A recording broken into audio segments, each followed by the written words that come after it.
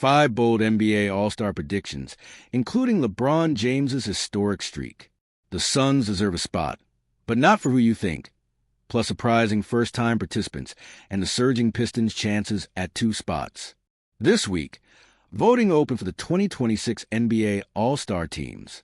Starters from both conferences will be selected by the usual formula, a combination of the fan vote, 50%, media, 25%, and players, 25%, with coaches choosing the reserves. In the NBA's endless quest to improve the game, it has wiped out position requirements and created a USA versus the world format that absolutely, positively, unequivocally is going to work. Or not. There's a long way to go before the voting closes in mid-January, while injuries to key players, Giannis Antetokounmpo, Franz Wagner, could come into play. Still, it's never too early for a few bold predictions. Here's my way too early All-Star hot takes. LeBron James will not make the All-Star team. A scorching take, or is it? Even the most biased observers will admit James's chances of extending his All-Star streak to 22 years are shaky. James missed the Lakers' first 14 games with injury. Since he returned, his numbers have been good. 17.6 points, 7.2 assists, 5.7 rebounds, but far from his usual level and inferior to others on the bubble.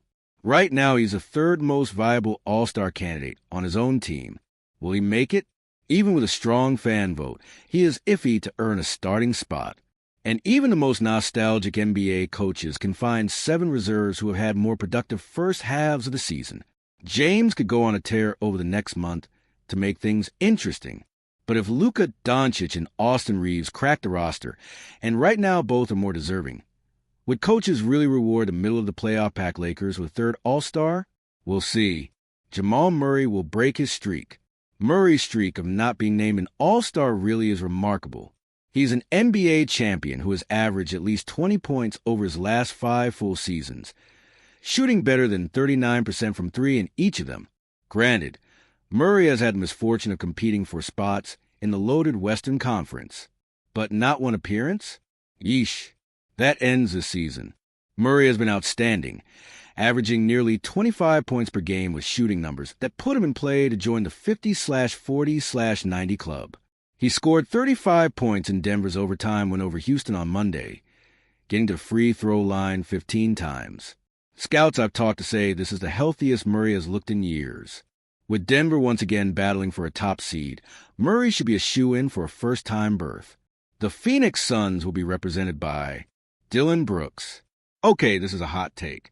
The Suns, 15-12 after knocking off the Warriors on Thursday, are one of the best stories in the NBA. They traded Kevin Durant, added 9 new players, a new coach, and are headed toward Christmas in the thick of the Western Conference playoff race. All with the guy they got for Durant, Jalen Green, playing just 2 games. This team deserves an All-Star. Conventional wisdom says it's Devin Booker, Phoenix's leading scorer, but Booker's numbers have dipped. His 3-point percentage is a career low. Brooks, meanwhile, is averaging a career-best 21.7 points per game while bringing his usual mayhem to the defensive end.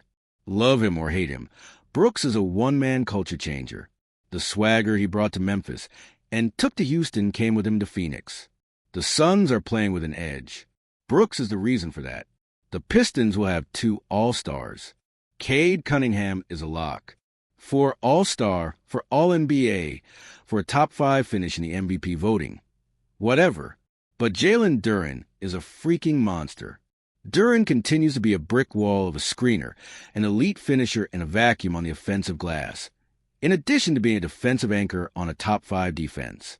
This season, when he's not catching lobs or collecting putbacks, Duren has shown a nice touch from the low post and rapidly improving ball skills. He's on a short list of the best centers in the NBA and deserves an all-star spot. Denny Avdija will earn a spot. Remember when Portland was widely panned for the price it paid for Avdija last year? I do. I'm pretty sure I was among the pundits doing the panning. Turns out, the Blazers knew what they were getting in Avdija, who has evolved from a solid role player with the going-nowhere Wizards to a versatile point forward averaging more than 25 points per game. On Thursday, Avdija scored 35 points in a win over Sacramento, including a pair of free throws to seal the game in overtime. Portland has a bunch of good players, but it needs a star, and Avdija sure looks like one. He's fluid off the dribble, strong in the paint, and a consistent high-ish volume three-point shooter. The Blazers are a contender, but they are good enough, 11-16, good for 10th in the conference standings, that Avdija deserves recognition for being the focal point, especially when you consider the off-the-court drama, namely the arrest of head coach Chauncey Billups, that Portland has had to play through this season.